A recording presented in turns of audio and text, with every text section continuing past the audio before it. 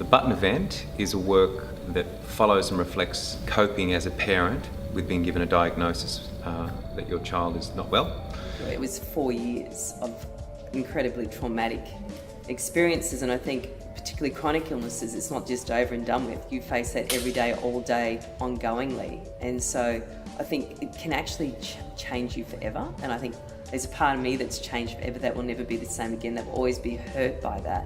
It's quite essential to get it out of your system in a way, but also because I don't ever hear it talked about. It's sort of dealing, especially a father dealing with their child.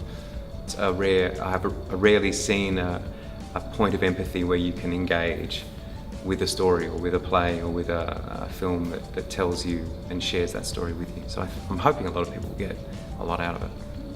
I think people will relate to this story on that level of two everyday people doing this crazy thing just to help their kid. It's ridiculous to think that, when you're dealing with tragedy, that comedy doesn't come up, that humour isn't. It's often a place that we go to in order to cope.